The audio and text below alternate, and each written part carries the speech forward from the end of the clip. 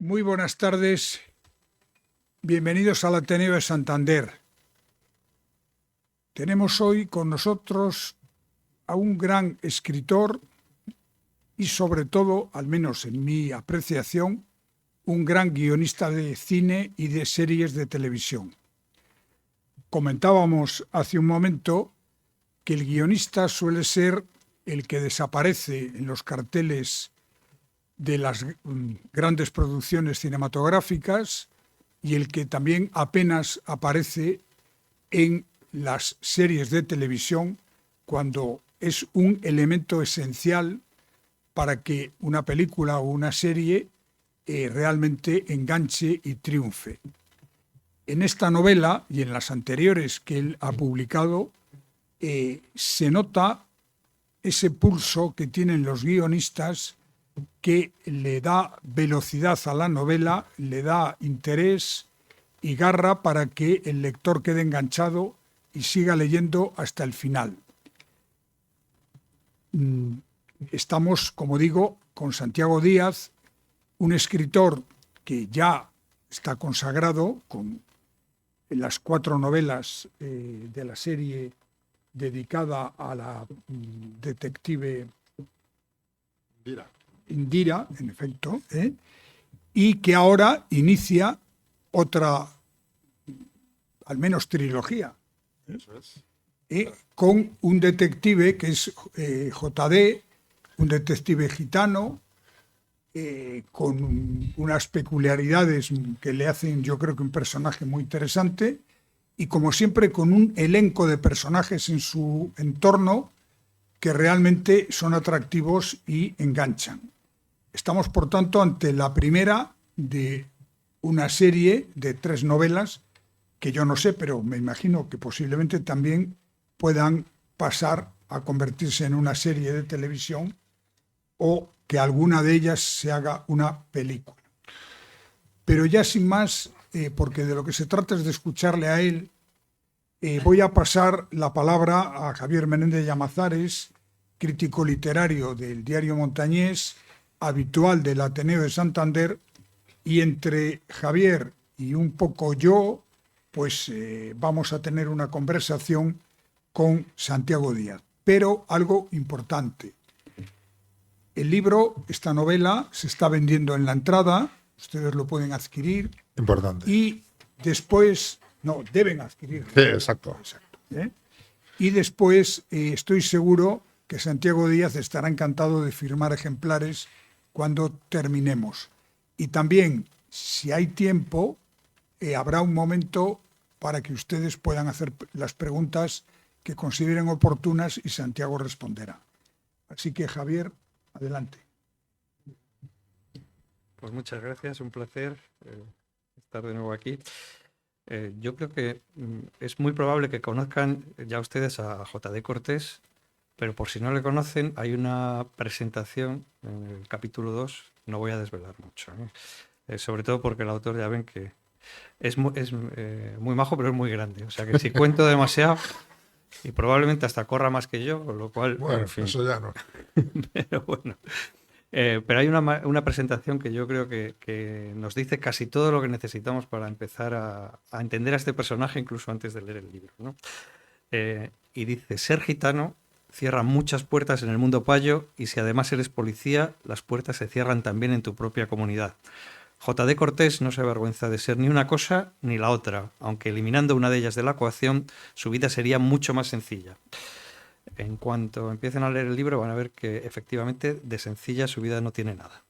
Y según vayan pasando páginas y capítulos, si les había parecido que era complicada, van a ver que al principio era jauja, ¿no? Enseguida va a ser bueno, porque es un poco el sello de identidad de Santiago y es yo creo que la base sobre la que se construye esta novela, donde no sucede lo que esperamos que suceda, sino bueno, pues es que la vida es así, es decir, que de repente sucede lo inesperado porque pasa también en la vida, ¿no? Bueno, decíamos que así presenta a J.D. Le conocerán de las novelas anteriores de la serie de Indira, pero bueno, les adelanto que es un subinspector bastante singular Y aquí se va a dar un paseo por el lado salvaje, yo creo que, bueno, pues en la mejor tradición de la Velvet Underground, ¿no? Es, bueno, pues un camino entre el bien y el mal, en el que, bueno, pues casi casi se va más veces hacia el mal que hacia el bien, pero, claro, es policía, ¿no? Y sobre todo tiene un sentido de la justicia muy particular y una gran lealtad a lo suyo, y es, bueno, pues la identidad de este personaje para el que es fundamental. Decía antes Manuel Ángel que este libro es una novela trepidante. Él ha aludido al cine. Eh, no se engañen, esto no es el cine, esto es literatura. Yo creo que no tiene nada que ver con el guión. Cuando haga un guión me imagino que el trabajo sea completamente diferente. No, aquí hay oficio de escribir y saber pues cómo engancharnos. ¿Cómo lo hace? Bueno, pues con estas decenas y decenas de capítulos cortos, ¿no? En el que consigue que siempre pase algo y que, claro, una vez que estás acabando uno, pues cómo la vas a seguir si total son 3 4 6 páginas. Al final cuando quieres darte cuenta, pues te van a dar las 3 o las 4 de la mañana y bueno, pues si te aguanta el cuerpo, lo mismo eres capaz de acabar el libro de corrido. Y es consistente, ¿eh? Son casi 400 páginas, o sea que sí, hay mucha visión cinematográfica, pero hay un trabajo de escritura que yo creo que es lo que realmente hay que valorar en este libro, ¿no? Que tiene pues un trabajo de escritor detrás enorme en el que consigue, bueno, por ejemplo, se darán cuenta que está narrado en presente. Yo no sé cómo un escritor puede ser tan osado y tan arriesgado porque es que, mira, que es complicado narrar en presente. Es decir, es muchísimo más sencillo contar algo en pasado, en pretérito, que contarlo en presente. Para el escritor es muy complicado, para el lector es maravilloso porque todo sucede en tiempo real. Va muy deprisa. Real, ¿no? Esa es una palabra que encaja muy bien con el libro, en el sentido de que casi da la impresión de que estamos asistiendo a un true crime, ¿no? Que es el género del momento. ¿Y por qué? Bueno, si se fijan, cuando vayan a empezar el libro, hay una cita de Anatole France que dice: sin mentiras la humanidad moriría de desesperación y aburrimiento. Claro, sabemos que esto es ficción, no es el pacto, hay que suspender la incredulidad, pero la gran ventaja es que consigue contárnoslos de una manera que es muy creíble, ¿no? Es decir, es tan vivaz que no, aunque sabemos que es ficción, no parece mentira en ningún momento, ¿no? Entonces yo creo que lo van a disfrutar. Eso sí, como novela negra es negrísima en cuanto empiecen a ver. Bueno, luego hablaremos, no sé por qué cada vez tenemos unos crímenes tan terribles, no sé si es que los lectores pedimos que haya más y más vísceras, en este caso hay muchas, Ay, y hay, bueno, incluso yo creo que hay una cierta poética del mal, ¿no? Porque esta novela arranca con una muerte que engendra otra muerte, es decir, el mal que provoca el mal. Hay un crimen, lo que parece un ajuste de cuentas, algo salvaje en la M30, menos mal que aquí por la S20 no nos pasan esas cosas y no tenemos el río al lado. Pero bueno, un aparente ajuste de cuentas que termina con un accidente de tráfico y la muerte de una chica. Hay 3 chicas en un coche. Bueno, ¿qué sucede? Pues que la chica es la hija del comisario. ¿Y a quién le va a encargar el caso? Bueno, pues a este muchacho que conocíamos, que es, pues yo creo que todo lo contrario a un policía y quizá por eso es el mejor de los policías. Lo que pasa es que le encargan un caso casi imposible. Eh, y además la va a liar enseguida. Ya no voy a contar más. no va a contar todo. Ya no voy a contar más. Bueno, No, todo ¿nadie va no, a porque comprar el libro? sí, yo creo que sí. Todavía queda. Bueno, yo creo que aquí no hemos llegado ni a la página 20, o sea que, Bueno, en fin. Y hay otras 370. O sea que a partir de aquí, bueno, pues van a encontrar de todo, desde crítica social, eh, humor negro, que yo creo que ese es uno de los grandes valores, además de Santiago, el conseguir unir thriller, género negro, con un toque de humor, que es algo, bueno, pues exótico, porque normalmente se tiende más al tremendismo, pero el que haya guiños, que haya giros de humor, yo creo que nos humanizan y nos hacen engancharnos mucho más al libro, ¿no? Y a partir de ahí, bueno, decirles que el verdadero punto fuerte, como ya sospecharán, y como ya sabemos por sus demás libros, es la creación de personajes, ¿no? Este JD, eh, bueno, ¿se puede decir cómo se llama de verdad? Sí, Sí, sí, que se llama Juan es de Dios, ¿no? Juan de Dios Que es pues de los nombres más gitanos y más bonitos que hay, y ¿no? Cortés, Sí, sí, y como yo. Cortés. Sí, sí. Bueno, antes de nada, quiero agradeceros a todos los que estáis aquí, ¿no? Ujú. Yo soy muy inseguro, ¿no? Porque siempre que vas a un sitio nuevo, porque yo es la primera vez que vengo a Santander, nunca me habéis invitado Eso a era, presentar novelas.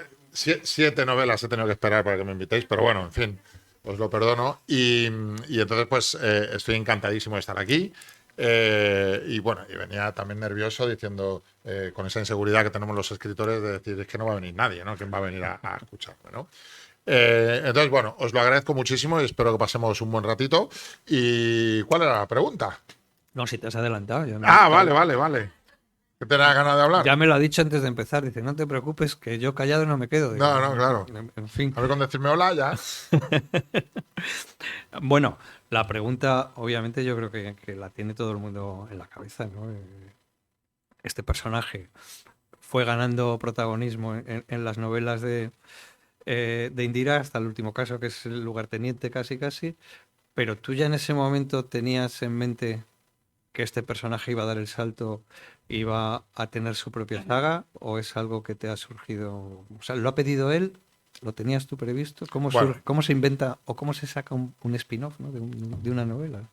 venga, pues yo he venido aquí a contar la verdad. O sea, podía decir que creció, que lo descubrí, pero no. Vamos a ver, yo soy de la opinión, que nadie me entienda mal, que yo conozco bastantes casos de escritores y escritoras que hacen con unos mismos personajes un montón de libros y que les funcionan de maravilla y es absolutamente respetable y me encanta y algunos los leo, ¿no? Pero yo soy de la opinión de que los personajes principales, sobre todo, tienen una evolución y que más allá de esa evolución es alargarlo. Porque no estás buscando la esencia del personaje. Y yo creo que con 3 entregas de Indira, en ese caso, es suficiente para contar todo lo importante de su vida. Eso no quiere decir que no pudiese contarse algo más, pero yo quería contar su vida en esas 3 entregas. ¿Qué ocurre? Que al principio a la editorial le parece de maravilla. Ah, no, estupendo, una trilogía, con lo bien que funcionan, pero cuando ve que la cosa funciona, dicen, hombre, vamos a terminarlo en 3, podrían ser 5.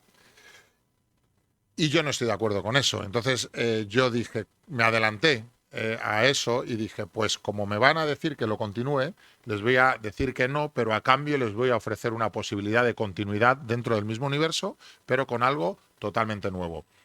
Y por eso creé a J.B. Cortés, que encima me dio una posibilidad, una oportunidad, pues que no sucede muchas veces a un escritor, y es la posibilidad de testar el personaje y ver si realmente tiene la fuerza suficiente para protagonizar su propia serie, ¿no? Entonces, lo lancé en Indira, la tercera parte de la trilogía. Y comprobamos enseguida pues, que era un personaje que llamaba mucho la atención por esas características que dices, ¿no? Ser policía y ser gitano es algo raro, ¿para qué nos vamos a engañar? Existe y los hay, pero es algo raro. Hay algunos policías gitanos, me han escrito policías gitanos, me han escrito hasta guardias civiles gitanos, ¿no? Que dices, ya esto ya es que te explota la cabeza, ¿no? Pero no, es broma, es un guardia civil gitano ahora. Eh, pero ya, llamaba mucho la atención, ¿no? Entonces la gente enseguida preguntaba por Indira, porque quien conoce la trilogía, quien no, os la recomiendo, ¿qué voy a decir? Pero os la recomiendo,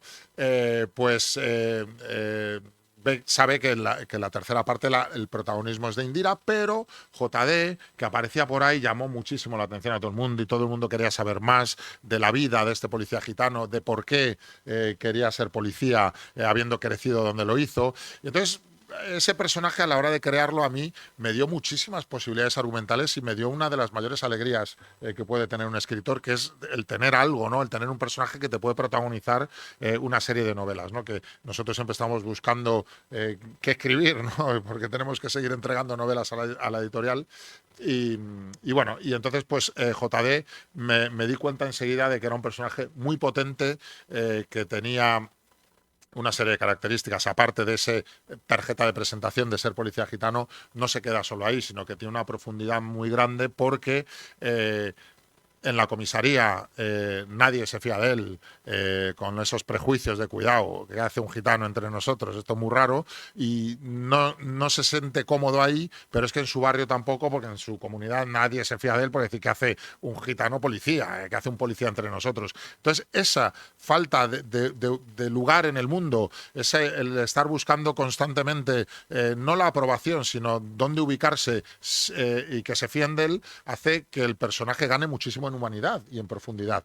Y bueno, y aparte de esas características, ¿no?, que me servían para explotarlo, es un personaje mal hablado, como yo. Aquí intento ser serio, ¿no? Estoy muy bien rodeado, intento no decir muchas palabrotas. En mi vida real, mis amigos me dicen: ¿qué morro tienes que has escrito un personaje que eres tú? Digo, ya, bueno. Claro, pero bueno, que por eso me sale natural alguien mal hablado, que no cumple las normas dentro de la policía, que esa lealtad de la que hablamos es un problema para cualquier persona, es un rasgo positivo, para JD es un problema, porque si es leal a su comunidad es probable que sea desleal a la policía, y si es leal a la policía es desleal a muchos de la gente con la que han crecido, ¿no? Bueno, pues tiene todas esas características que a mí me han hecho apostar por él, y efectivamente, en principio está pensado que sea una trilogía. Ya os he explicado por qué creo que se va a quedar ahí. Eso no quiere decir que si en un momento dado o me pagan mucho, no, lo retiro. Lo retiro, eso se puede borrar, ¿no? No, si en un momento dado pues veo que hay algo más que contar que realmente lo merezca, podría ser una tetralogía, pero en principio me quedo en 3. Bueno, es un personaje controvertido, lo tiene complicado, pero sin embargo es un buen policía, es decir, no es incompatible, ¿no? Es un buen policía, es un policía con un instinto tremendo, pero que, bueno, por su propia naturaleza, por crecer donde le ha hecho. A ver, a mí me preguntan mucho por qué alguien como JD es policía, ¿no? Si es que no quiere ser gitano y siendo policía se acerca un poquito al mundo payo. No, en absoluto. JD es alguien orgulloso de sus raíces, orgulloso de ser gitano, pero que tiene pues esa vocación tan extraña para él. No sé qué me has preguntado, pero yo respondo. Lo que sí es algo que cualquier escritor se plantearía antes de lanzar este personaje es la movida de la corrección política y cómo se iba a recibir desde ciertos sectores, ¿no? Es decir, ¿qué ha pasado? Bueno, quien me haya leído antes sabe que me gusta pisar charcos. En la trilogía, por allí dicen que sí. En la trilogía de Indira, pues la segunda entrega, que es Las otras niñas, pues bueno, yo trato un tema que cuando lo expuse, ahí lo tienes, sí, os voy a contar cómo fue. Ya que estamos, os lo cuento. Mi primera novela fue Talión, que la publiqué con la editorial Planeta. Funcionó bien, no fue un bombazo, pero funcionó relativamente bien. Y la segunda novela fue el inicio de la trilogía de Indira. Y me cambié de editorial, me fui a Penguin, ¿no? Porque la editora jefa de Alfaguara y de Reservoir, que es donde se publicó, bueno, pues me había leído en Talión y quiso apostar por mí y dijo, vente para acá, y allá que fuimos, ¿no? Entregué El buen padre, le gustó mucho, y recuerdo, ella es argentina, os lo recuerdo, ¿vale? Y entonces en la reunión ya final, en una comida para celebrar que ya iba a imprenta, ya se habían acabado todos los cambios y tal, me dice, ¿qué es lo siguiente? Y yo, que me llevaba preparando mucho tiempo esa respuesta, la miré a los ojos y le dije, reaparece Antonio Anglés. Y me miró así y yo pensaba que iba a decir, ¿cómo? ¿Estás loco? Que a ver, cuéntame qué vas a hacer. Y me dijo, ¿quién es Antonio Anglés? Me fastidió todo el speech que tenía ensayado delante del espejo, ¿no? Y entonces le expliqué. Digo, Antonio Anglés pues era un asesino que mató a las niñas de Alcácer y desapareció. Y nadie se sabe dónde está. Entonces yo no quiero contar el caso Alcácer, no quiero meterme en el morbo de los asesinatos de las niñas. Ese no es mi tema. Mi tema es algo que a nivel personal yo me llevo preguntando 30 años. Yo tenía 20, 21 años cuando sucedió aquello y no sé si se acuerdan de todo aquello que era una vorágine, acababan de empezar las teles privadas y constantemente cada programa hablaba de las niñas de Alcácer, al principio la desaparición, que si las habíamos visto allí, Paco Lobatón, que si Nieves Herrero estaba aquí, que si un montón de cosas. Cuando se encontraron 75 días después, el tema pasó a ser lo que les habían hecho a esas pobres niñas, pero yo lo que me preguntaba es, ¿dónde está Antonio Anglés? Se ha fugado, llegó a un barco y ahí desapareció, pero nadie puede certificar si murió o no. Entonces yo me lo he preguntado durante todo ese tiempo, durante esos 30 años. Y entonces llegó un momento que decidí que quería contar la posibilidad de que hubiese sobrevivido y que apareciese 30 años después, o sea, en la actualidad, ¿no? Entonces, bueno, es el tema de las otras niñas. Para que no se me asuste la gente, ¿no?, que no lo conoce, no hablo de los crímenes, no los describo, no entro en eso, sino que hablo de un asesino fugado que cabe la posibilidad de que aparezca hoy en día y si entrase por la puerta, seguramente no le podríamos condenar porque sus crímenes han prescrito, lo cual me parece terrible. O sea, está aquí Antonio Anglés, pero tenemos que soltarle, ¿no? Entonces, bueno, pisé mi primer gran charco ahí, ¿no? Después pisé otro charco en Indira, que bueno, a esto sí que no puedo contar porque es spoiler, pero quien lo sepa, es un charquito también importante, que confío en que lo leáis, o sea que no os voy a contar más. Y después otro gran charco que pisé fue el año pasado con Los Nueve Reinos, que es mi primera novela histórica, un thriller histórico ambientado en la conquista de las Islas Canarias y la resistencia guanche a la corona de Castilla. Un libro del que yo estoy muy orgulloso, que lo disfruté mucho escribiendo, ha funcionado bastante bien, no tanto como funcionan los thrillers, pero ahí el gran charco fue que me eché encima a todos los independentistas canarios, que cada vez que iba por ahí, que de hecho voy dentro de un par de semanas, me tienen que poner protección. O sea, es otro charquito, ¿no? Y claro, digo, yo ya después de todos estos charcos tengo que Ya seguir no le pisando tienes miedo charcos, a nadie, ¿no? ya veo.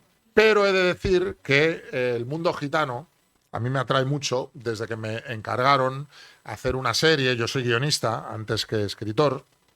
Y me encargaron hacer una serie sobre el clan de la Paca. Oye, yo cuando queréis que me callo, ¿eh? No, sí, sí. Me encargaron hacer una serie sobre el clan de la Paca, que era una traficante gitana que había en Mallorca, ¿no? Que después nunca se hizo la serie. O bueno, o al menos la mía. Creo que ahora están haciendo otra. Que miraré a ver qué me han cogido. Esa es otra historia, ¿no? Que yo pagué un coche con eso. Una vez. O sea, que vi que me habían plagiado una serie y llamé y dije, oiga, que esta serie era mía. Ah, sí, bueno. Bueno. En fin. Sí. Bueno, pues y descubrí el mundo gitano, descubrí que hay muchas cosas que contar, que hay muchas cosas en la comunidad gitana obsoletas. Todos sabemos hacia dónde nos dirigimos, pero que intentan cambiar y están cambiando las nuevas generaciones, también es cierto, pero después hay cosas muy bonitas también, o sea, hay el folclore, el arte, el respeto por los mayores, todas esas cosas me atrajeron muchísimo y me llamó mucho la atención que una comunidad con la que vivimos en cualquier gran ciudad, que en Santander seguro que hay una comunidad importante gitana, pero no nos relacionamos. O sea, nadie tiene un amigo gitano, pero ellos tampoco tienen un amigo payo. Nos conocemos, nos relacionamos, pero no es lo habitual, ¿no? Entonces yo me pregunté, ¿por qué, estando tan juntos, somos tan diferentes y vivimos en dos mundos opuestos, ¿no? Entonces, con JD lo que quise hacer es juntar esos dos mundos con una profesión impensable, aparentemente, para los gitanos, ¿no? Entonces, bueno, yo sabía que me metía en un charquito con eso, pero me ha pasado una cosa preciosa que pasa de vez en cuando. Al igual que me pasó con Los Nueve Reinos, con los guanches, que el 99% de los canarios de verdad he sentido su cariño, su agradecimiento, y me ha venido mucha gente a agradecerme que nos has contado nuestra propia historia. Me ha venido gente a decir, oye, cuando cerré el libro cogí a mis hijos y me los llevé al museo a ver las momias guanches y tal, lo que me parece precioso para un escritor, ¿no?, que te digan eso. Pues aquí me han escrito muchos gitanos lectores que yo no sabía que tenía, y uno de ellos me lo dijo de una manera muy graciosa y que me encantó. Que me dijo, Payo, has conseguido algo impensable, que es que a un personaje gitano lo quieran tanto los gitanos como los payos. Y eso no pasaba desde Lola Flores, que Lola Flores ni siquiera era gitana. pero bueno, y me parece muy bonito. Entonces, bueno, es un charco, pero yo lo trato con respeto y no puedo decir solo las cosas malas del mundo gitano, que las hay, pero tampoco solo las buenas. Entonces, como lo trato con respeto, pues habrá gente que no le gusten algunas cosas, pero bueno, yo creo que hay que ser honesto y contar lo que uno siente. Bueno, JD, que le da nombre a la novela, parece que lo llena todo, pero hay más cosas, hay más tramas y además recuperas algún que otro personaje. Es decir, que ese mundo que ha dejado un poco huérfano Indira no se pierde No. y seguramente reaparecerá en las dos siguientes entregas, ¿no? Sí, a ver, efectivamente, hay que decir que quien no conozca la trilogía de Indira, JD lo puede leer desde ya, sin necesidad de haber leído la anterior. Ahora bien, hay personajes heredados de aquella trilogía que inician sus tramas en JD, o sea, que van a empezar sus tramas desde el principio. Quien haya leído la trilogía, pues verá algunos matices y algunas cosas que seguramente le gusten más. Entonces, a mí, cuando alguien me dice, oye, quiero leerte, me da igual qué, pues yo digo, pues empieza por El buen padre y continúa el orden porque creo que lo vas a disfrutar más, ¿no? Pero quien empiece por JD perfectamente lo va a entender y creo que lo va a disfrutar. Pero sí que había cosas de personajes de la trilogía que yo tenía necesidad de contar qué ha sido de ellos después de esa trilogía. Y eso es lo que sucede con Lucía Navarro, que cometió un errorcito. Sí, Los que os reís sabéis leído ya cuál es el errorcito. Hasta ahí. Cometió un errorcito por el que estaba pagando en la cárcel y entonces yo quiero... era un personaje que yo lo sentía un poco maltratado por mí, en el sentido en que las cosas que le suceden, el caso en el que se ve envuelto, el motivo por el que termina en la cárcel, la hacía ver como un personaje no malo, porque podemos ver que no hay maldad, pero sí alguien que dices, cuidado, yo no lo quiero lejitos. Y yo lo sentía un poco maltratado, entonces he querido decir, oye, te voy a mostrar otra cara de Lucía sin renunciar a lo que hizo y sin olvidarlo, ¿no? Entonces, ella es una de los personajes heredados de la trilogía de Indira, y otro es Iván, que es el padre de la hija de Indira.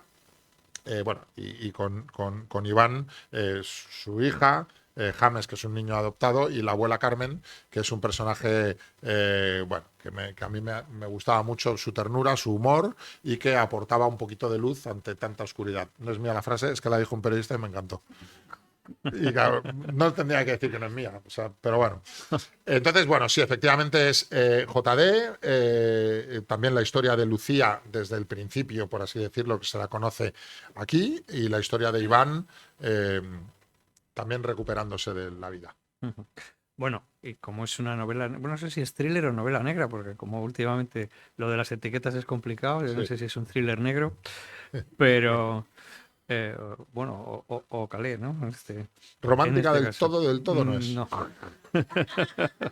Tiene historias de amor, tiene historias bonitas. Sí, sí, sí, sí. Pero tiene también el lado chungo, chungo, y es que, bueno, la heroína ya es casi un mal recuerdo, pero aparece el fentanilo, ¿no? Y esto Aparece el es fentanilo. A como ver, la pesadilla de la actualidad. yo no. Lo cual hay gente que lo critica, ¿no? A veces que yo, mi única pretensión con mis novelas es que la gente se lo pase bien. O sea, no tengo ninguna pretensión de convertirme. No, yo me gusta leer, lógicamente, y me gusta pasármelo bien. Y me gustan las novelas que me lo hagan pasar bien, pero también me gusta. Una característica que tiene este tipo de novela, que decías tú, es difícil ponerle etiqueta. Bueno, efectivamente, antes, hace unos años, había una serie de géneros independientes, ¿no? Que iban dirigidos a un público muy determinado, que era pues la novela Enigma, la de Agatha Christie, ¿no? Que había un muerto y 6 sospechosos. Y bueno, y nosotros teníamos que adivinar cuál era. ¿Qué ocurre? Que tenemos tanto bagaje ya como lectores y como espectadores de series y de pelis y de todo, que es fácil que si es tu única baza en una novela te pillen enseguida y la gente se aburra porque ya sé quién es el asesino, ¿no? Entonces hay que seguir alimentando con otra serie de cosas. ¿Y cuál es la manera mejor para mí de hacerlo? coger los otros géneros que eran independientes, como el thriller, que era la novela en la que había emoción, acción, persecuciones. También coger la novela negra, que era la novela que se desarrollaba en ambientes donde habitualmente había asesinatos y pasaban cosas malas. Coger la novela policíaca, que es la que se desarrollaba en la comisaría. Pues todas esas mezcladas dan lugar a la novela negra actual, ¿no? Y lo bonito y el motivo por el que creo que funciona también es que te cabe cualquier otro género que tú quieras. ¿En qué buena novela no hay una historia de amor? ¿En qué buena novela negra? Hay quien mete ciencia ficción, hay quien mete fantasía, hay quien mete cualquier otra cosa, ¿no? Entonces, para mí ese es el éxito, que no es lo que me habías preguntado, ¿no? Es que me despisto, me pongo a hablar. Mira, yo es lo que digo, yo en mi casa, en mi ambiente, cada vez que hablo de mis novelas se va todo el mundo corriendo. Como qué pesado, en serio, que ya sabemos quiénes sean los guanches. No, pero es que los guanches... Ah, que sí, que sí.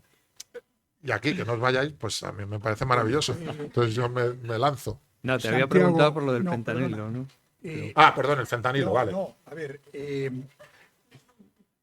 Que me vaya ya, ¿no? no, por Dios, todo lo contrario. Me parece muy interesante lo que cuentas. Antes, Javier discrepa conmigo, y eso es muy bueno, porque yo sí sigo pensando que en esta novela el guión está ahí.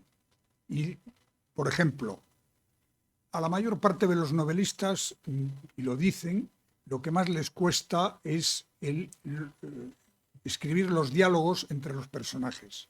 En esta novela está llena de diálogos, Sí. que son muy típicos de las series de televisión, puesto que la narrativa tiene que ser no de una especie de narrador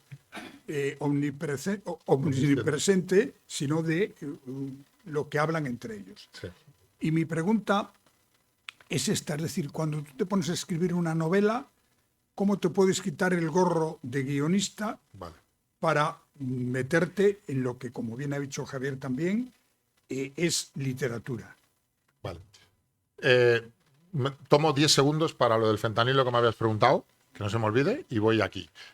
Lo del fentanilo significa que yo me gusta entretener, me gusta que la gente se lo pase bien, pero en este tipo de novelas también cabe la denuncia social. Y me parece importante, sin pretender aburrir, ni hacerlo pesado, pero sí denunciar lo que pasa a nuestro alrededor, porque el fentanilo, aunque no ha llegado en la medida que está en Estados Unidos o en Canadá, existe en España. Y lo fuerte, lo duro y lo triste es que los propios traficantes son los que evitan que se quede entre nosotros porque se les mueren los clientes. Fijaros qué triste y qué duro es eso. Dicen, es que nosotros lo que queremos son yonkis de larga duración y por eso no tenemos los... O sea, fíjate qué dureza, ¿no? Y entonces, pero bueno, quería retratarlo. En cuanto a la pregunta de Manuel,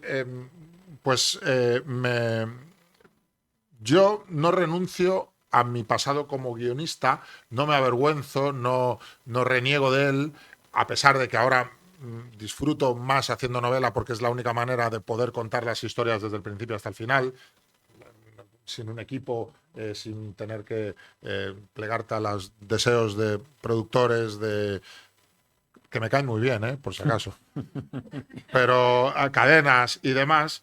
Pero yo tengo que admitir que todo lo que sé y todo lo que he aprendido a lo largo de 30 años es lo que aplico en estas novelas. Y cuando me preguntan, ¿cómo haces para que tus novelas sean tan rápidas, que enganchen tanto? Lo que decías de me meto 10 minutos en la cama y me dan 1 hora y media leyendo porque me ha enganchado.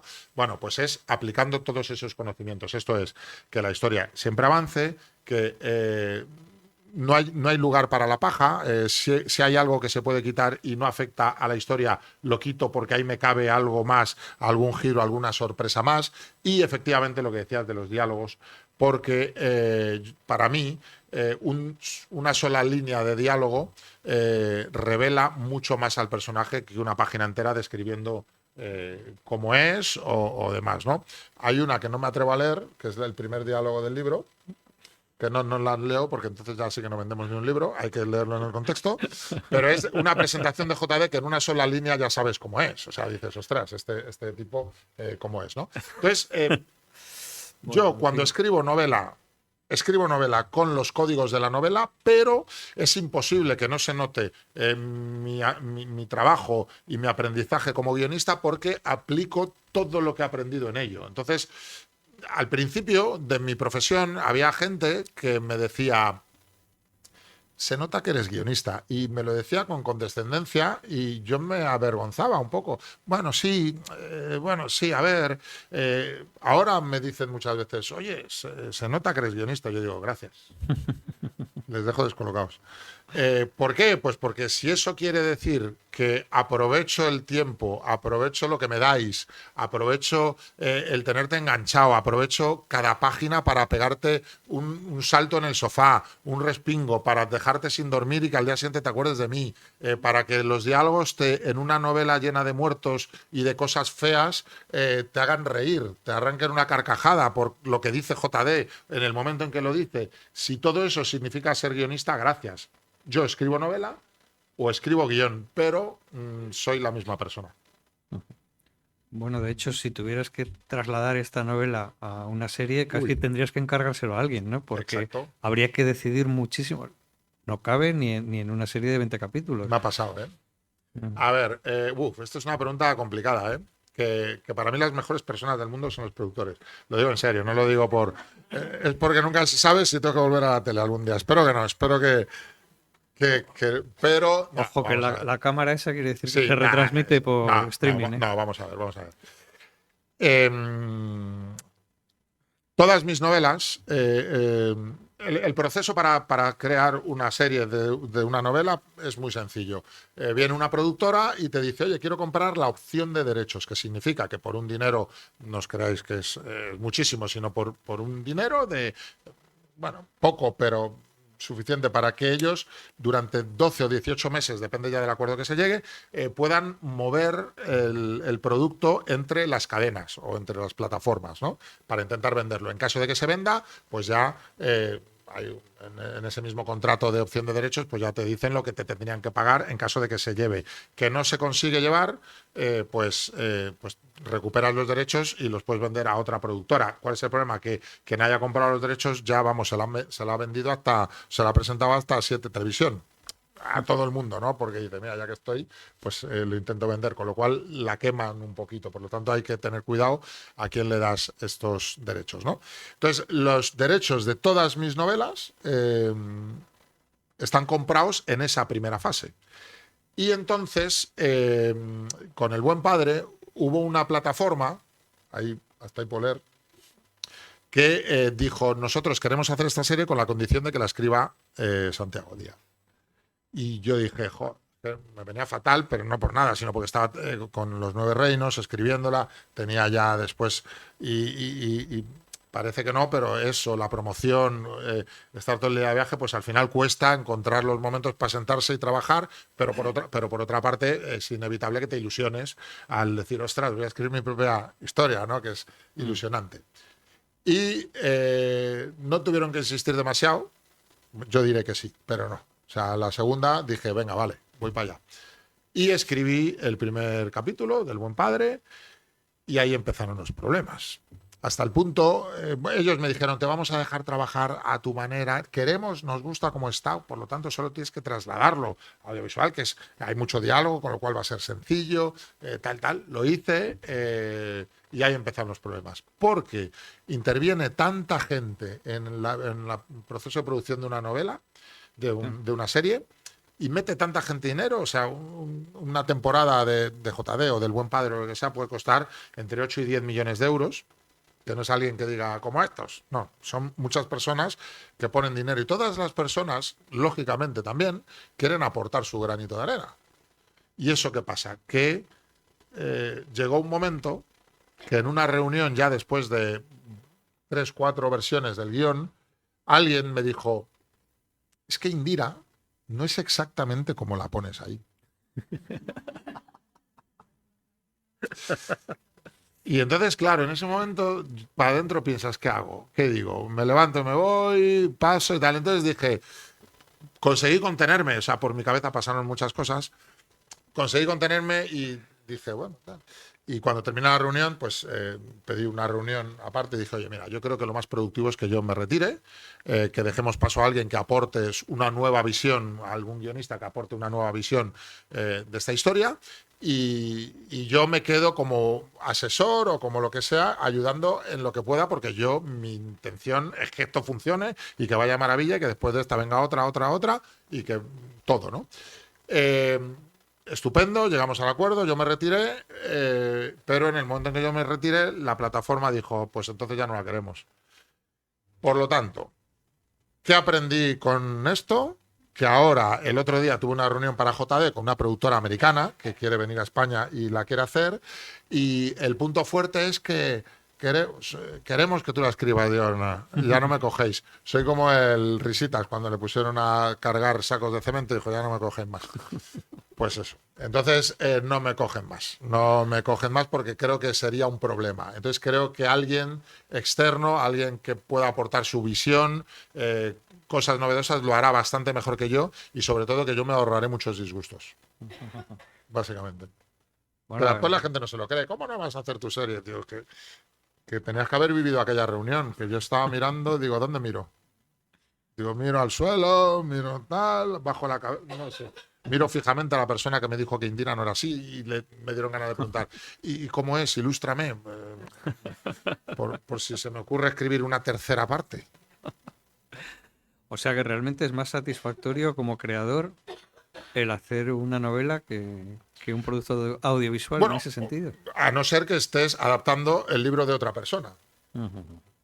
Que entonces, pues bueno, puedes aportar tu visión, ¿no? Y puedes, efectivamente, has dicho, o sea, para hacer una serie no cabe todo lo que está escrito en una novela, tienes que quitar cosas, ¿no? Hay una cosa muy importante también, cuando leemos un libro, imaginaos que leéis JD y os gusta mucho, que sí. Digo, para que no lo haya leído, ¿no? Vamos a empujar un poquito. Y decís, oye, qué maravilla, y me imagino a Óscar Igares como JD, o me imagino a Óscar Jaenada, pues no sé, cada uno tiene su propia visión y me lo imagino todo y tal, y un día os anuncian, oye, pues se estrena la semana que viene JD, basada en la novela de Santiago Díaz, y ostras, qué bueno, tal. Y te pones a verla, dices, qué ilusión con lo que me gustó aquel libro, con lo que disfruté. Y de repente aparece JD y tú dices, pero si ese no es JD. Pero si JD es el que yo tenía en la cabeza. Uy, esto qué mal. Vaya casting, vaya porquería. Pero, oye, pero ¿cómo que esto es así? Pero si en JD, a ver, voy a repasar, pero si en JD pasaba, bueno, es que hasta estos han saltado medio libro. Vaya porquería. Y empiezan los disgustos, empiezan los problemas. Entonces, claro, hay que ponerse no el gorro de escribir novela y tal, sino el gorro de espectador o lector. Y hay que saber comprenderlo, ¿no? Y hay que saber que una obra audiovisual no puede tener absolutamente todo. Y por eso muchas veces nos decepciona. Porque en Indira, tú desde el primer momento, por alguna característica que tenga Indira, piensas, ostras, esta es como mi prima Paqui. ¿Y qué ocurre? Que cada vez que pienses en Indira, a tu cabeza viene tu prima Paqui. Es que es igual, es que esto es lo mismo. Y cuando veas a tu prima dices, Paqui, es que eres Indira. Y todo el mundo a su alrededor se convence de que la prima Paqui es Indira. Y cuando se sienten todos a ver a la prima Paqui protagonizando El buen padre, y te ponen a Alessandra Jiménez, que para mí es ideal, pero bueno, dices, ay, pero si no se parecen nada a mi prima Paqui. Oh, otra vez lo han estropeado. Entonces, bueno, creo que son dos mundos y hay que diferenciarlos, hay que... Pero yo creo que después de leerlo, cuando pienso en JD, lo que pienso es en el coche, ¿no? Sí. Bueno, el JD se mueve en un Cadillac, el dorado del 89, porque yo dije, ¿cómo se va a mover JD? No se va a mover en un Ford Escort. Tiene que ser en algo hortera, algo llamativo, algo tal. Y bueno, y buscando coches, y vi el Cadillac, el dorado del 89, que es una preciosidad, pero es muy hortera a su vez, ¿no? Es como muy... Y dije, JD tiene que tener un Cadillac y es lo que más quiere en el mundo. Y bueno, bueno, es una característica del personaje, ¿no? Que siempre va en su Cadillac, que lo tiene maravillosamente cuidado. Y alguien una vez por Instagram me preguntó, oye, Santiago, una duda, ¿de qué color es el Cadillac? Y dije, ostras. Y me puse a buscarlo en JD o en Indira. Digo, ¿lo he dicho alguna vez? Entonces hice una encuesta de qué color creéis que es el Cadillac y el 50% de la gente pensó que era negro, que pensé que aburridos, ¿no? Yo me lo imaginaba dorado Claro. con un rayo o algo, ¿no? Pero bueno, entonces yo creo que se ha quedado negro. Bueno. Pero bueno, que no... Habrá que ver la No me película lo he para... pensado, ¿eh? No me he atrevido a ponerlo en JD2, que sale el 12 de marzo. Os va a explotar la cabeza, en serio, ¿eh? O sea, no es por nada, pero en serio, os explota la cabeza, de verdad, ¿eh?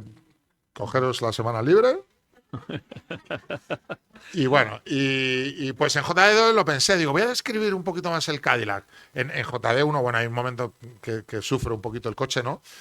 Pero después pensé, no, es que ocurre lo mismo que con los actores y las actrices y esto de lo que os acabo de hablar, ¿no? La novela da una oportunidad a los lectores de imaginarse lo que leen a su modo. Y eso es lo bonito. En una serie te lo dan hecho, ¿no? En una novela, pues tú dices, oye, pues yo quiero que el Cadillac sea dorado. Pues el Cadillac es dorado en tu cabeza y eso yo creo que alimenta el relato y lo hace crecer. La única peli que para mí, hay dos pelis que para mí han superado a los libros, son El nombre de la rosa, de Humberto Eco, que el libro es muy buen libro, pero cuesta, a mí por lo menos. Y la película me pareció maravillosa, pero bueno, con Sean Connery cualquier cosa era maravillosa. Y El Resplandor, de Stephen King, uno de mis autores fetiche, ¿no? Que él se enfadó muchísimo cuando vio la adaptación de Stanley Kubrick, ¿no? Se enfadó un mogollón. Pero es que a mí me parece mejor la peli que el libro. Pero bueno. Bueno, de que escuchándote está claro que te lo has pasado muy bien, pero ¿cuál es la parte más divertida de hacer estas novelas? Porque, Entregarlas. claro, o sea, que no es tan divertido como... Es más divertido contarlas que hacerlas. ¿O qué? A ver, yo solo sé escribir, tanto en guión, o sea, no sé hacer nada más. Cuando era joven jugaba baloncesto de manera profesional, pero ya me di cuenta de que no podía vivir de eso y me hice profesor de educación física porque me llevó por ahí y en mi primer verano pues me di cuenta de que aquello no era lo mío, ¿no? Porque a mí yo siempre decía de pequeño, es que la profe me tiene manía. Y me decían, los profesores no tienen manía. Yo descubrí en un año que sí puedes tener manía. O sea, yo los odiaba a algunos a muerte, vamos. Entonces pensé, digo, igual no es mi lugar, ¿no? Pero claro, me encontré con 24 años en un lugar que no era el mío y no me gustaba y dije, ¿qué hago? Sin un duro en el bolsillo, a mí lo que sí me había gustado siempre, me gustaba mucho leer y me gustaba mucho ver series. Y entonces en un verano, pues se acabó el cole pues en julio o en junio y no tenía que volver hasta septiembre, dije, ¿qué hago yo si no tengo duro para ir a ningún lado y me voy a tirar 3 meses en el calor de Madrid aquí? Pues digo, pues voy a escribir pues un guión como podía haber hecho una maqueta a un barco. O sea, pues dije, pues vale, porque me gustaba, me atraía y la casualidad de la vida hizo que enseguida, cuando lo mandé en septiembre, yo tengo un hermano que también es escritor, que le conocéis algunos, forma parte de Carmen Mola, es mi hermano mayor, nací en su 9º cumpleaños, justo, se le estropeé ya el cumpleaños, mi madre se puso de parto, ¿qué le vamos a hacer? Entonces siempre decía, un día antes, un día después, pues no, el mismo. Bueno. Y entonces él siempre me ha ayudado mucho y entonces yo le dije, ¿qué hago con esto? Y me dijo, pues él era director ni siquiera era guionista, ¿no? Tampoco, que después lo ha sido y escritor. Era director de un programa de por las mañanas con Consuelo Berlanga y me dijo, pues mándalo a productoras. Y yo lo mandé a productoras y un mes después, cuando empezó el cole, que estaba yo ahí amargado, mirando, digo, este no va a probar ni a tiros. Ya puede correr, que no va a probar. Algo me inventó. Pues me llamaron y me ofrecieron trabajar en una serie y lo dejé todo corriendo. O sea, por la inseguridad. Mis padres me querían matar. Decía, ¿qué es eso de escribir series? Yo, déjame. Y bueno, y entonces ahí encontré lo que me gustaba hacer, que era escribir. No había escrito nunca nada, jamás antes, pero por lo visto se me daba bien, me compraron ese primer guión y empecé. Y no he vuelto a hacer nada más nunca y todo lo que había hecho lo hacía mal. Entonces, con esto quiero decir que yo disfruto con mi trabajo. Me gusta escribir, pero eso no quiere decir que no se sufra muchísimo escribiendo y que no... y que tengas momentos muy complicados que se hacen muy cuesta arriba, que no salen. Yo soy muy inseguro. La gente me dice, pues eres muy echado para adelante, muy hablador. Bueno, a lo mejor quizás sea un escudo, ¿no? Yo hablo y fuera, ¿no? Pero soy muy inseguro y me pregunto muchas veces delante del ordenador, digo, ¿esto ¿esto le interesará a alguien? Entonces se hace complicado. Después tengo la mala costumbre, que me la he intentado quitar, pero no hay manera, de escribir lo que me apetece escribir. Yo escaleto, o sea, yo primero programo muy bien toda la novela, pienso en ella, hago una escaleta, o sea, trama, escena a escena, la pongo en una pizarrita que tengo, muevo los colorines de los POSIT, y bueno, tengo un proceso muy audiovisual también, pero escribo la novela antes en POSIT, antes que en el papel, ¿no? Y ¿qué sucede? Pues que ya sé dónde voy, ya sé qué final tiene, ya sé quién es el asesino, lo que quiero que ocurra, aunque después hay variaciones, evidentemente. Pero eso tiene una cosa mala para mí, es que voy a escribir lo que me apetece. Entonces miro la pizarra y digo, ostras, esta escena es muy divertida, la voy a escribir. Taca.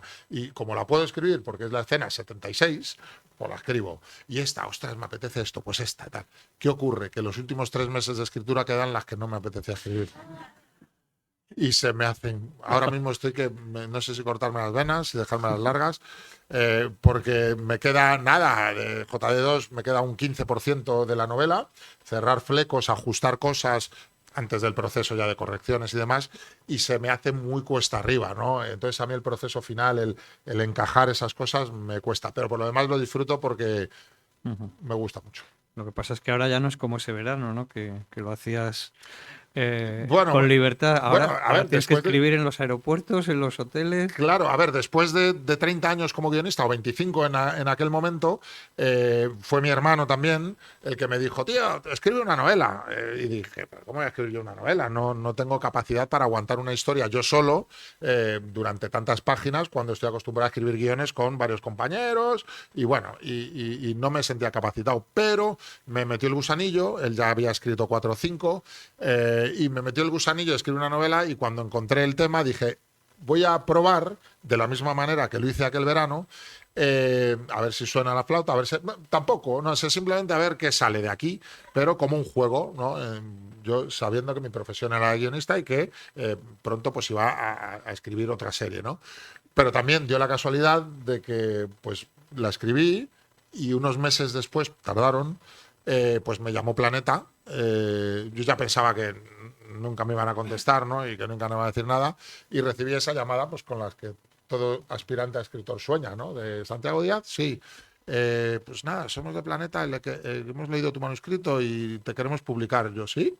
Sí. ¿Puedes venir el lunes?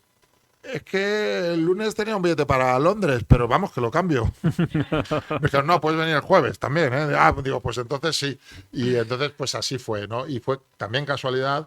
Y fue un juego. Fue como, bueno, yo soy guionista, no tengo nada que, pues a ver qué sale, ¿no?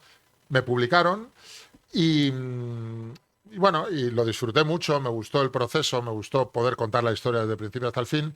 Y el segundo ya fue más complicado porque ya hubo unos plazos de entrega, hubo un anticipo, hubo un, oye, te están esperando que entregues esto.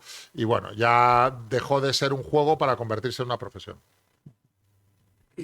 A mí me ha sorprendido una cosa de tu biografía literaria, y es que como guionista has hecho cantidad de trabajos, algunos, como por ejemplo esta serie de crítica social y de humor que es Aquí no hay quien viva, Sí.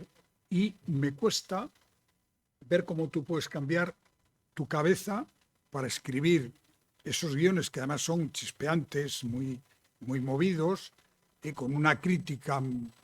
Yo creo que esas series, como por ejemplo la siguiente a la que se avecina, etcétera, son mucho más demoledoras contra determinadas posiciones que una tesis doctoral escrita por un gran experto.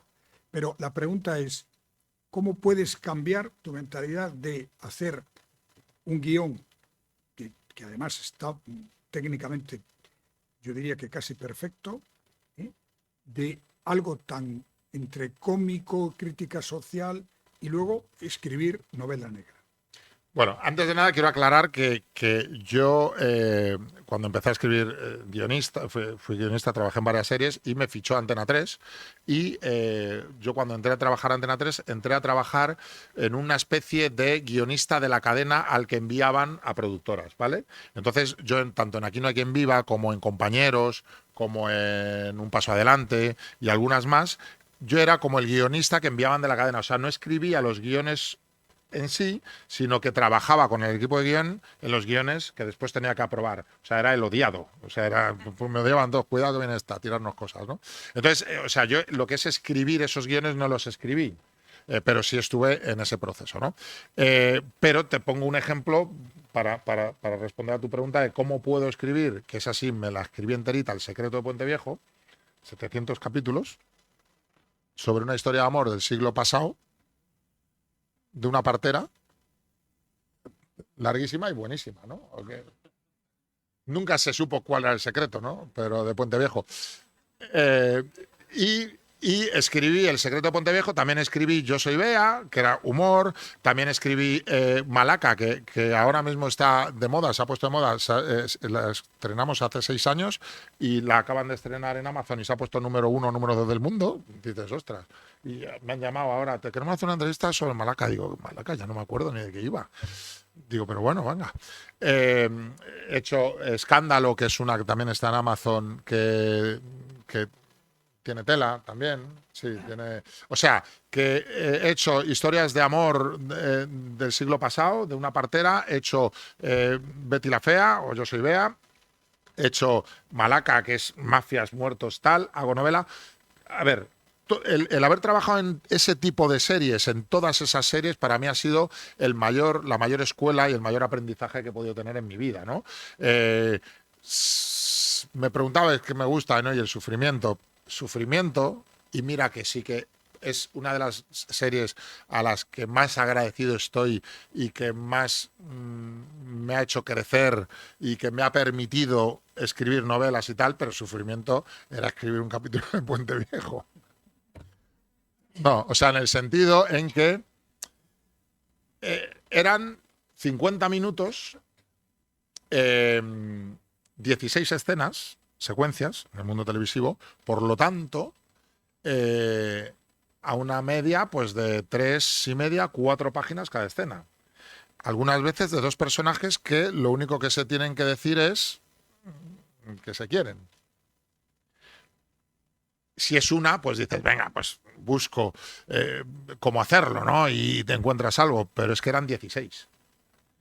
Entonces, ¿qué ocurre? Que sufres mucho para llegar ahí con una calidad que exige, porque después la serie estaba muy bien y muy bien producida y era muy buena, pero sufres para llegar ahí y eso te sirve de aprendizaje para que yo ahora, si tengo que escribir una escena sin necesidad de meter 4 páginas de amor con 2 personas diciéndose te quiero, me retrotraigo a aquel momento y digo, está chupado. No es que esté chupado, sino que lo he hecho y he aprendido tanto a hacerlo de diferentes maneras, o escenas que escribías y dices, pues esto ya lo escribí hace 1 mes, 3 meses, 8 meses y 1 año, la misma escena, ¿no? Pues bueno, tienes que buscarle matices y eso me servía para después, a la hora de llevarlo al papel en la novela, pues es un aprendizaje. Entonces, bueno, los guionistas, lo bueno que tenemos, creo, es que podemos cambiarnos el chip de escribir historia de amor, historia de muertos, y drama, lo que haga falta.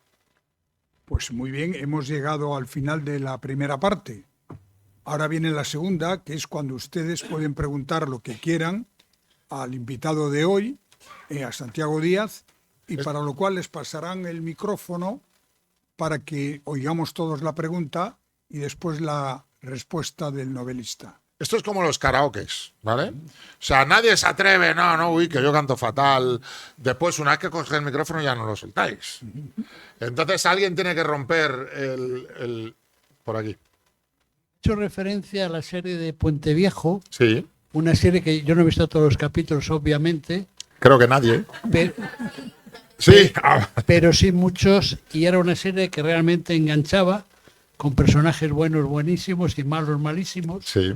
Como la señora famosa. Doña Francisca Montenegro. Mi pregunta es muy sencilla, puesto que usted ha hecho referencia a ella. ¿Realmente cuál era el secreto de Puente Viejo? No, nadie lo sabe. Nadie tiene ni idea de cuál era el secreto de Puente Viejo. Bueno, sí. Sí, a ver. El secreto de Puente Viejo era que Pepa la partera, todo giraba en torno a Pepa la partera, que era Megan Montaner, que yo ahí descubrí una de las mejores actrices que hay en España, porque había diálogos, como os digo, y escenas que tú las escribías y decías, madre mía, ¿Cómo van a interpretar esto cuando necesitas darle vueltas y momentos largos y de repente la veías a Megan Montaner hacerlo y decías, ostras, es la mejor actriz de España, ¿no? Porque lo sabía hacer. Bueno, pues Pepa la partera, en la serie se iniciaba con que ella paría y supuestamente su hijo nacía muerto. Y el secreto es que no había muerto. No creo que haya hecho ningún spoiler, ¿no? Pero ¿qué ocurre? Que eso se descubrió en el capítulo 150. Y la serie duró 2700. Entonces, claro, el secreto era ese. Después ya... Bueno, sí, después que eran hermanos. Bueno, en fin, había una serie de secretos. Hola Santiago, Muy buenas. nos vemos de nuevo. De nuevo. Yo quería preguntarte, no lo mismo que te pregunté en Bilbao, pero es diferente. Vale. Yo me he leído JD Sí. y he visto también que lo combinas con clanes de la droga colombianos. ¿Cómo te inspiraste para hacer... ¿me entiendes lo que te quiero decir? Sí. Bueno, a ver, hay una familia mafiosa en JD, ¿no? A ver, que al final no hemos contado de qué va JD, estos señores.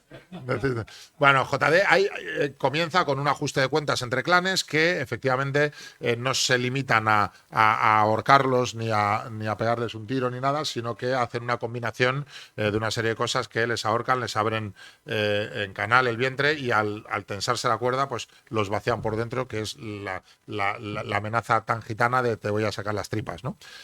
Como no era suficiente, pues esas tripas caen encima de un coche que circula por la carretera. Y como no era suficiente, el coche era descapotable. Entonces, claro. Bueno, y como no era suficiente, en ese coche viajaban 3 chicas y una de ellas es la hija del comisario, ¿no?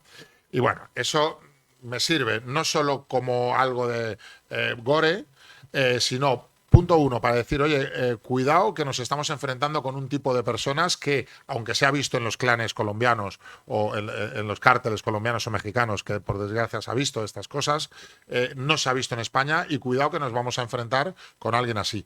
Por otra parte, es algo que nos afecta personalmente como policías porque ha muerto la hija del comisario, ¿no? Y por otra parte, afecta personalmente a JD porque es el único que está en la calle y que puede conocer de dónde viene toda esta gente, ¿no? Lo que pasa es que JD después se mete en algunos líos y se le complica un poco la vida y está a punto también de, o pierde incluso su placa como policía, ¿no? Entonces, los clanes colombianos y todo esto que hemos hablado, los cárteles, son los que inspiran este comienzo, que yo lo que quiero decirte es, oye, ya sabemos a quién nos vamos a enfrentar, ahora siéntate, disfrútalo y vamos a ver cómo llegamos hasta ellos o cómo llegan los personajes, ¿no? En cuanto a la familia mafiosa protagonista de JD, yo no pretendo ocultar que mi inspiración en todas las series que he pretendido hacer y en todo han sido para mí la mejor serie de televisión que se ha escrito jamás, que es Los Soprano. Y yo siempre quise hacer un Los Soprano a la española. Siempre lo quería hacer, nunca me dejaron en la tele, pues dije, pues ahora está la mía, pues la hago, ¿no? Entonces, pues quise hacer un clan inspirado un poquito en la familia Soprano, pero os voy a contar una anécdota muy rapidita. Tengo tiempo, ¿no? Sí, sí. Ten cuidado con mis anécdotas. ¿A qué hora cerramos? Bien, ¿no?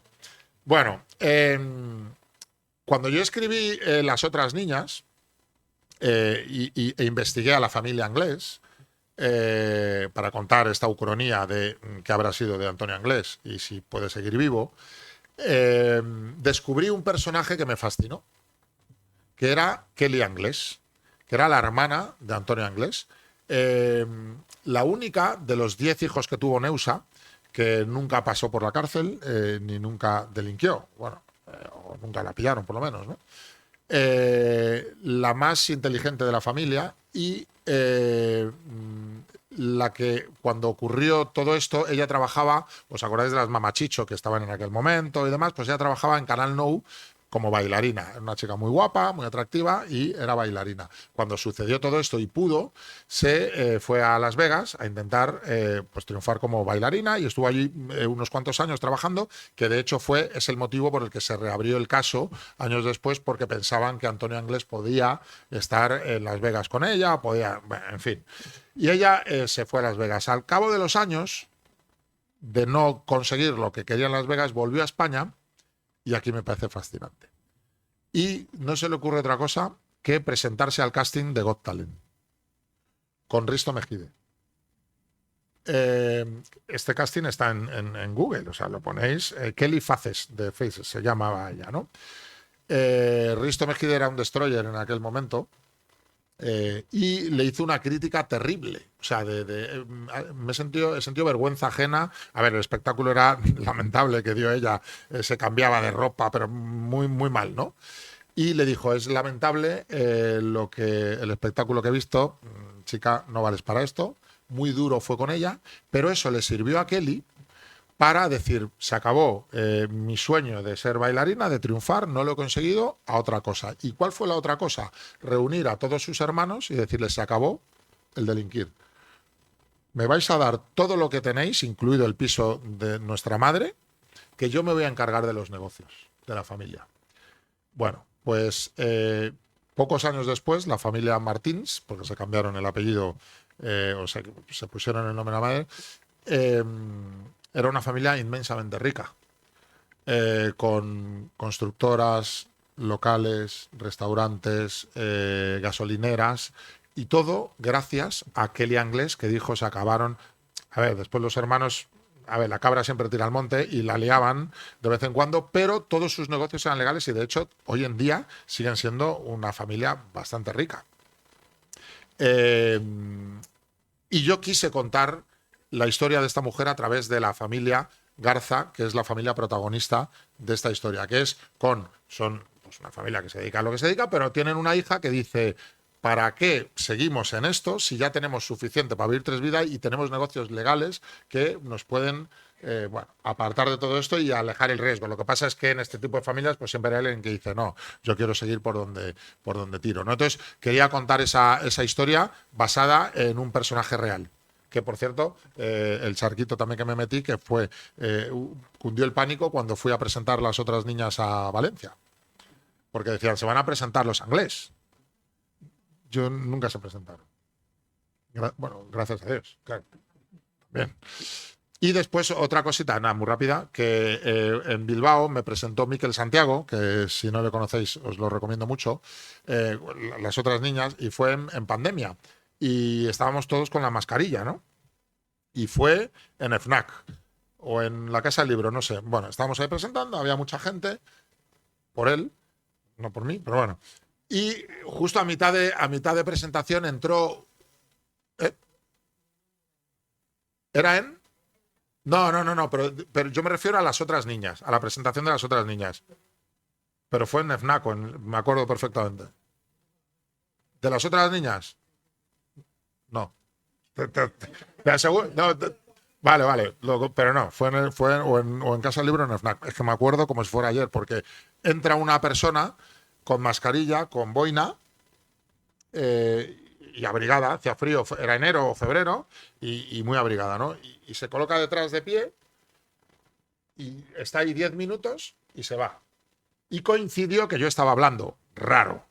O sea, es raro, ¿no? Coincidía para estas coincidencias de la vida, ¿no?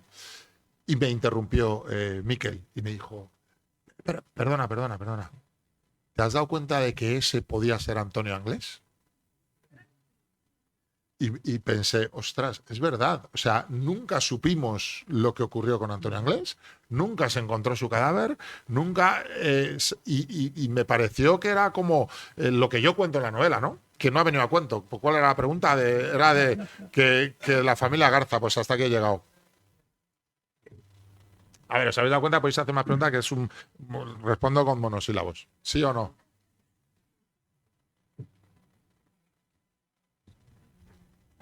Muchas gracias por la conferencia, lo primero. Y preguntarte, ¿te has planteado hacer novela estilo Carmen Mola, como tu hermano? Bueno, Pregunto, ¿eh? bueno, a ver, yo creo que trabajamos el mismo tipo de novela. Eh, no, con más. ¿Te refieres a.? No, no, no, no, no. A mí me han preguntado, ¿escribirías una novela con tu hermano? Digo, si nos llevamos bien, ¿para qué? ¿Para qué estropearlo, no? No, a ver, la historia de Carmen Mola, eso cuando los veáis se los preguntáis, pero vamos, yo me la sé porque la viví con ellos desde el principio. Ellos habían hecho una serie y estaban en el impasse este entre que la entregan y les dicen si se la compran o no. Y habían hecho la serie Antonio, Agustín y Jorge, porque ya habían trabajado en varias series antes. Y en ese momento dijeron, ¿qué hacemos mientras nos responden? Y dijeron, pues podríamos escribir una novela entre los tres. ¿En serio? Tal. Surgió así, o sea, surgió de casualidad. Entonces, y de hecho el título fue de, o sea, el nombre, ¿qué nombre nos ponemos? Tenemos que buscar un seudónimo. Y dijeron muchos nombres, oye, pues nos ponemos el nombre de mujer, que muchas veces dicen, no, lo hacen para aprovecharse. No, surgió en ese momento, ¿no? Y dijeron, ¿cómo? Jacqueline, no, vamos a poner un nombre español. ¿Cuál? Carmen. Y dijo alguien, hostia, pues Carmen mola. O sea, que la gente dice, se reunieron, nada. O sea, le surgió así, ¿no? Claro. Y entonces, ellos estaban acostumbrados como guionistas a trabajar juntos. Entonces, ellos se lo reparten. Bueno, esto me meto donde no me llaman, ¿no? Pero ellos se reparten, hacen el argumento entre los tres, después dos de ellos hacen la escaleta, el otro dialoga en primera versión. Bueno, lo tienen bastante bien estructurado y se entienden muy bien y yo creo que ese es el secreto de su éxito, que se entienden bien. Es un tipo de novela. Ellos han conseguido una cosa para mí muy difícil de conseguir en cualquier novela, que es, hay para mí 3 líneas rojas en una novela que si las pasas alguna de ellas se te complica mucho la vida, porque puedes causar rechazo y puedes perder muchos lectores y no es bueno, que son la violencia, el sexo y el humor. El humor, JD es alguien gracioso que cada vez que habla te saca una sonrisa. Si nos pasamos y es un chistoso y es un... Pues cabe la posibilidad de que lo conviertas en una parodia de sí mismo. Y JD no es un personaje paródico, no es un personaje cómico, es un personaje serio que tiene una manera de hablar que te puede hacer gracia, pero no puedes perder de vista que está donde está y está investigando lo que investiga. Y hay muertos, hay sufrimiento, hay fealdad, hay cosas muy oscuras. El sexo, por lo mismo. Toda novela, pues el leer sexo en una novela está muy bien porque no es como en la tele, que puedes incomodarte porque hay alguien a tu alrededor que está viendo lo mismo y puede ser incómodo. En una novela es algo privado y puedes estar en el metro leyendo 50 sombras de Grey y nadie sabe lo que estás leyendo y te lo estás pasando genial y nadie te lo nota, con lo cual eres más permisivo con el sexo, pero hasta un punto. Si llega una cosa que te pasas, puedes echar para atrás a gente. Y por la tercera pata de esta mesa es la violencia. Lo mismo, hay que acercarse en este tipo de novelas a una violencia como la que hablamos de ese primer capítulo, que puede tal, pero después tienes que recoger un poquito cable y bueno, y ellos han hecho una cosa que es para mí magnífica, que esa tercera línea, esa línea de violencia, se la han saltado por mucho tiempo y han conseguido que no solo no cause rechazo, sino que a la gente le guste. Y entonces eso me parece un hallazgo, que solo lo hacen ellos y solo lo saben hacer ellos. Hay muchos otros escritores que dicen, pues si lo hace Carmen Mola, yo también me meto y hago locuras. Pero no, hay que saber hacerlo, ¿no? Entonces yo creo que ese es en parte el secreto de su éxito, aparte de que son muy buenos. Muy Pero bien. vamos, que yo soy mejor, ¿eh? Pues les anuncio la tercera parte, que es que ahora, con los libros que se están vendiendo en la entrada, estoy seguro de que Santiago Díaz va a firmar ejemplares aquí. Calladito voy a estar. Y procede despedirle con un fuerte aplauso. Muy bien. Muchísimas gracias, de verdad. Me pongo aquí a firmar y aquí. Vale.